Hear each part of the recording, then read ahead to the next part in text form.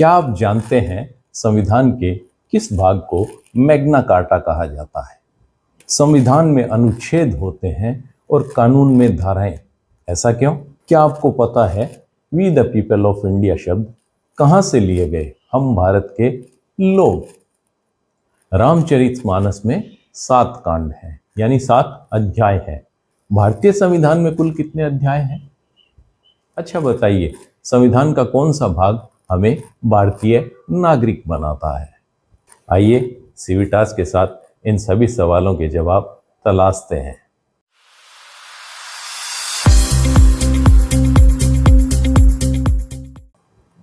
सिविटास में आपका स्वागत है। We the people of India series में हम भारतीय संविधान को समझ रहे हैं। पिछली वीडियोस में हमने संविधान की पृष्ठभूमि को जाना और समझा है। आइए आज संविधान के इंट्रोडक्शन की बात करते हैं और समझते हैं हमारी ओर से हमारे लिए क्या लिखा गया है देश के संविधान में। दोस्तों, कॉन्स्टिट्यूशन ऑफ इंडिया केवल लॉ या पॉलिटिकल साइंस के स्टूडेंट्स तक सीमित नहीं है, बल्कि सिविल सर्विसेज सहित अन्य प्रतियोगी परीक्षाओं का भी यह आधार स्तंभ माना जाता है। विद्यार्थियों को बेहतर जानकारी मिले और देश का आम जन भी सरल भाषा में अपने संविधान को जान सके, समझ सके, यही तो सिविटास का मूल मकसद है। मेरा प्रयास है we the people of India series को इतना सरल बनाया जाए कि भारतीय संविधान के सभी प्रावधान हर भारतीय को आसानी से समझ आ सके। इसके लिए हम अलग अलग पार्ट्स में संविधान के हर हिस्से को बारीकी से जानेंगे, समझेंगे, महत्वपूर्ण न्यायिक निर्णयों को भी जानेंगे और जान पाएंगे विधि के शासन का वास्तविक अर्थ क्या है। संविधान के हिस्टोरिक बैकग्राउंड पर बने पिछले दोनों वीडियोस के लिंक मैंने इस वीडियो के डिस्क्रिप्शन में दिए हैं, आप उन्हें देख सकते हैं। आइए आज का टॉपिक भारत का संविधान, एक परिचय, उसके साथ हम शुरुआत करते हैं। इससे हमें आगामी लेक्चर्स को जानने और समझने में सुविधा रहेगी। चलिए शुरू करते हैं। सबसे पहले हमें यह पता होना चाहिए कि संविधान आखिर है क्या। तो दोस्तों, सरल शब्दों में इतना समझ लीजिए, किसी भी लोकतांत्रिक देश की व्यवस्था के संचालन के लिए बनाई गई नियम और कानूनों की पुस्तक ही संविधान कहलाती है। यूं भी कहा जा सकता है, जब किसी देश के लोग आपस में मिलकर देश को चलाने के लिए जो भी नियम कानून बनाते हैं, खुद को उनकी पालना के लिए आबद्ध करते हैं, वही संविधान कहलाता है। भारतीय संविधान की बात करें तो आइवर जेनिंग्स के अनुसार यह दुनिया का सबसे बड़ा लिखित संविधान है। मूल रूप से अंग्रेजी भाषा में लिखे गए हमारे संविधान में कुल 251 पृष्ठ हैं। 26 नवंबर 1949 को संविधान सभा द्वारा जब इसे स्वीकृत किया जा रहा था तो इस संविधान में 22 भाग थे, यानी 22 अध्याय थे। ये अध्याय अलग अलग विषयों से संबंधित हैं। इन 22 चैप्टर्स में कुल 395 आर्टिकल थे, अनुच्छेद थे और अनुसूचियां थी 8। चूंकि समय परिवर्तनशील है, इसलिए हमारे संविधान में भी समय समय पर बदलाव किए जाते रहे हैं। संविधान लागू होने के बाद अब तक इसमें कुल 106, जी हाँ 106 अमेंडमेंट किए जा चुके हैं।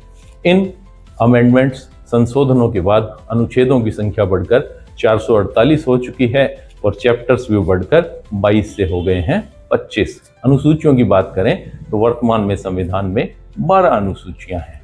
जैसा कि हमने पहले बताया, हमारे संविधान की मूल पुस्तक को प्रसिद्ध कैलीग्राफर प्रेम बिहारी नारायण रायजादा ने अपने हाथ से लिखा था। मूल संविधान हिंदी भाषा में भी लिखा गया था, जिसे हिंदी के कैलीग्राफर वसंत कृष्ण वैद्य ने देवनागरी लिपि में लिखा था। इसे भी संविधान सभा ने 1950 में स्वीकृत किया था, यानी संविधान सभा के 284 सदस्यों ने हिंदी और अंग्रेजी दोनों की प्रतियों पर हस्ताक्षर किए थे। बाजार में अंग्रेजी, हिंदी दोनों भाषाओं में संविधान की पुस्तकें उपलब्ध है, जिन्हें विभिन्न प्रोफेसर्स, विद्वानों ने टीका टिप्पणी से लिपिबद्ध किया है। अन्य भारतीय भाषाओं में भी संविधान की पुस्तकें उपलब्ध है। अब तो राजस्थानी में भी संविधान का अनुवाद हो चुका है। संसद की आधिकारिक वेबसाइट के साथ साथ भारत सरकार के विधि और न्याय मंत्रालय के पोर्टल पर भी संविधान की अपडेटेड जानकारी उपलब्ध है। आगे बढ़ते हैं, बात करते हैं अनुच्छेद बना धारा की। जैसा कि हम जानते हैं, कानून में प्रावधानों को क्रमवार ढंग से लिपिबद्ध करने के लिए सेक्शंस यानी धाराओं का उपयोग किया जाता है।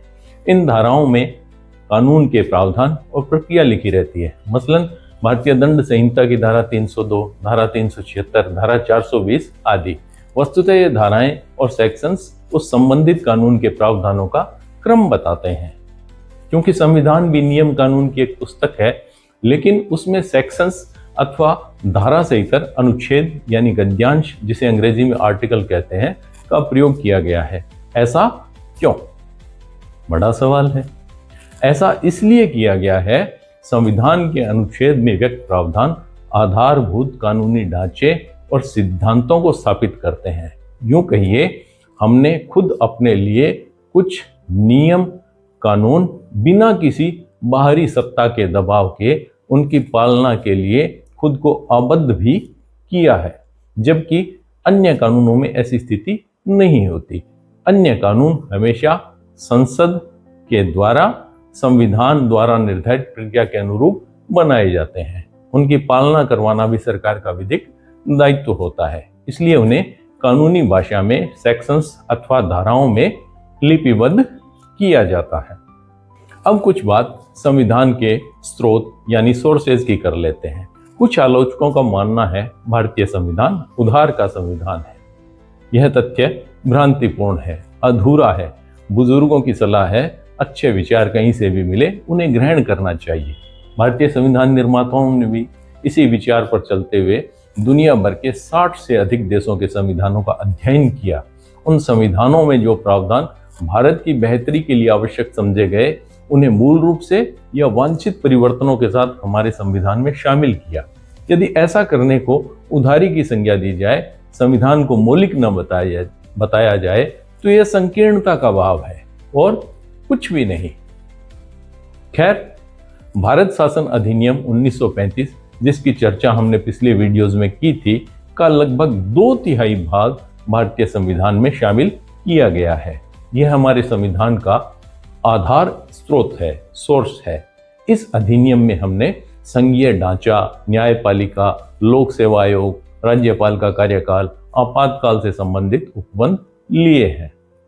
चूंकि हमारे संविधान की जड़ें ब्रिटिश पार्लियामेंट से होकर निकलती है, लिहाजा ब्रिटेन की संवैधानिक व्यवस्था हमारे लिए संविधान निर्माण का महत्वपूर्ण स्रोत रही है। वहां से हमने विधि का शासन, एकल नागरिकता, संसदीय प्रणाली जैसे विषय लिए हैं। यूएसए यानी अमेरिका का संविधान भी हमारे संविधान का महत्वपूर्ण सोर्स रहा है। संविधान की प्रस्तावना का पहला वाक्य, हम भारत के लोग, we the people of India, America के संविधान से लिया गया है। इसके अलावा संविधान का भाग 3, जिसे मौलिक अधिकारों को व्यक्त किया गया है, अमेरिका के संविधान से प्रेरित है। इसके अलावा न्यायपालिका की स्वतंत्रता, न्यायिक पुनर्विलोकन, जुडिशियल रिव्यू, राष्ट्रपति पर महाभियोग, न्यायाधीशों को हटाए जाने के प्रावधान, राज्यसभा का सभापति, संविधान सभा हेतु राज्यों का अनुमोदन और वित्तीय आपात जैसे प्रावधान अमेरिकी संविधान से लिए गए हैं। इसी प्रकार कनाडा के संविधान से केंद्र और राज्यों के शक्ति विभाजन, संघात्मक व्यवस्था, केंद्र द्वारा राज्यपालों की नियुक्ति के प्रावधान लिए गए हैं। आयरलैंड के संविधान से हमें नीति निर्देशक तत्व, directive principle of the state मिलते हैं। राष्ट्रपति की निर्वाचन पद्धति मिलती है। राज्यसभा में सदस्यों के मनोनयन के प्रावधान मिलते हैं। केंद्र और राज्यों के बीच विषयों के बंटवारे को लेकर संविधान में जो समवर्ती सूची का प्रावधान है, उसकी प्रेरणा ऑस्ट्रेलिया के संविधान से आई है। वहीं से संकट में केंद्र द्वारा राज्यों की मदद करने की सहयोगात्मक व्यवस्था के प्रावधान किए गए हैं। संविधान में आपातकाल के प्रावधान जर्मनी से, विधि द्वारा स्थापित प्रक्रिया जापान से और नागरिकों के मूल कर्तव्य रूस के संविधान से लिए गए हैं। फ्रांस से हमें गणतंत्रात्मक व्यवस्था मिली है। दक्षिण अफ्रीका के संविधान से संविधान संशोधन प्रक्रिया ली गई है। कहा जा सकता है दुनिया भर के संविधानों का अध्ययन करने के बाद हमारे संविधान निर्माताओं ने हमारे लिए संविधान का निर्माण किया। यह संविधान ही है जो हमें स्वतंत्रता के साथ जीने की आज़ादी देता है। संविधान के पन्ने पलटने शुरू करें तो संविधान के पहले सफ़े पर, पहले पेज पर प्रस्तावना लिखी गई है, जिसे संविधान की आत्मा कहा जाता है। हालांकि डॉक्टर अंबेडकर की बात करें तो उन्होंने अनुच्छेद 32 को संविधान की आत्मा बताया है। संविधान की प्रस्तावना का एक अलग से वीडियो बनाया गया है, जिसे आप प्रियम्बल की महत्ता और प्रभाव के नाम से देख सकते हैं। जैसा मैंने बताया, भारतीय संविधान मूल रूप से 22 भागों में विभाजित था, लेकिन संशोधनों के बाद अब इसमें कुल 25 भाग हैं। अनुसूचियों की संख्या भी 8 से बढ़कर 12 हो चुकी है। इन भागों और अनुसूचियों का क्रमबद्ध अध्ययन हम अपने आने वाले वीडियोस में डिटेल से करते जाएंगे। आइए इंट्रोडक्शन के तौर पर हम संविधान के इन 25 भागों में से कुछ महत्वपूर्ण भागों की चर्चा कर लेते हैं, समझ लेते हैं संविधान में कौन कौन से विषय सम्मिलित हैं। संविधान के पहले भाग में भारत संघ और उसके राज्य क्षेत्र का वर्णन है। भाग 2 में नागरिकता से संबंधित प्रावधान किए गए हैं। इन्हीं प्रावधानों के अधीन रहते 1955 में भारतीय नागरिकता अधिनियम बनाया गया था। संविधान के भाग 3 में नागरिकों के मूल अधिकारों का वर्णन है। यह भाग संविधान का मैग्ना कार्टा कहलाता है। क्या है ये मैग्ना कार्टा? आइए इतिहास के पन्नों को पलटते हैं, 1215 में चलते हैं। जी हाँ, ईस्वी सन 1215। दुनिया में राजशाही का वक्त, कहीं राजा, कहीं सुल्तान, कहीं बादशाह, कहीं किंग। इंग्लैंड में उस वक्त किंग हुआ करते थे सम्राट जॉन। वहीं राजसत्ता का एक विद्रोही समूह भी था जिसका नाम बताया जाता है बैरन। इसी समूह में राजा के कुछ दरबारी और सामंत भी शामिल थे। वे सम्राट जॉन से कुछ विशेषाधिकारों की मांग कर रहे थे, यानी वो राजा को भी कानून में बांधना चाहते थे। इसी समूह के दबाव में 15 जून 1215 को दुनिया में पहली बार किसी राजा ने यानी सम्राट जॉन ने राजनीतिक स्वतंत्रता के आधिकारिक दस्तावेज पर हस्ताक्षर किए थे। इसी दस्तावेज को इतिहास में मैग्ना कार्टा के नाम से जाना जाता है। इस दस्तावेज में पहली बार संप्रभुता को विधि के शासन के अधीन लाया गया था। सत्ता द्वारा आजादी के अधिकार को स्वीकारना इस दस्तावेज की सबसे महत्वपूर्ण बात थी। वैसे बता दूं, मैग्ना कार्टा लैटिन भाषा का शब्द है जिसका अर्थ है महान चार्टर, यानी राजा भी कानून से बंधा है। क्योंकि भारतीय संविधान के भाग 3 में नागरिकों के मौलिक अधिकारों का वर्णन है, इसलिए इस भाग को संविधान का मैग्ना कार्टा कहा जाता है। भाग 4 में राज्य के नीति निर्देशक तत्व बताए गए हैं जो आयरलैंड के संविधान से प्रेरित हैं। भाग 4A जो संविधान संशोधन द्वारा जोड़ा गया, उसमें नागरिकों के कर्तव्य बताए गए हैं। जैसा कि आप जानते हैं, ये कर्तव्य रूस के संविधान से प्रेरित हैं। भाग 5 में संघ यानी केंद्रीय कार्यपालिका से संबंधित प्रावधान किए गए हैं। इसमें राष्ट्रपति, उपराष्ट्रपति, संसद और उच्चतम न्यायालय यानी सुप्रीम कोर्ट से संबंधित प्रावधान किए गए हैं। भाग 6 में राज्य की कार्यपालिका और उच्च न्यायालयों से संबंधित प्रावधान किए गए हैं। भाग 7 को हटा दिया गया है।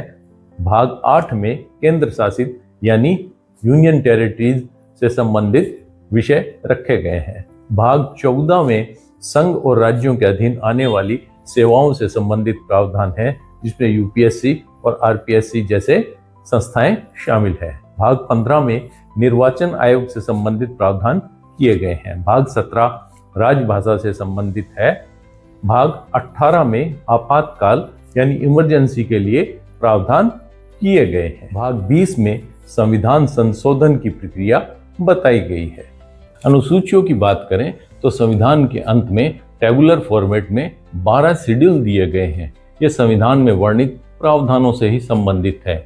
इनका भी हम आने वाले वीडियोस में विस्तृत अध्ययन करेंगे। फिर भी समझने के लिए हम एक महत्वपूर्ण अनुसूची की बात कर लेते हैं। वह अनुसूची है शेड्यूल 8। जी हाँ, अनुसूची 8 जो संविधान के शुरुआत में ही तैयार कर ली गई थी। यह भाग 17 से संबंधित है, जिसमें राजभाषा और क्षेत्रीय भाषाओं से संबंधित प्रावधान किए गए हैं। इस अनुसूची में शामिल भाषाओं को संवैधानिक मान्यता है। वर्तमान में इस अनुसूची में 22 भारतीय भाषाएं शामिल है। तो इस प्रकार हमने भारतीय संविधान का एक संक्षिप्त परिचय जान लिया है। उम्मीद करता हूं यह प्रयास आपके ज्ञान में अभिवृद्धि करेगा। हमारे साथ बने रहिए, अपना ख्याल रखिए।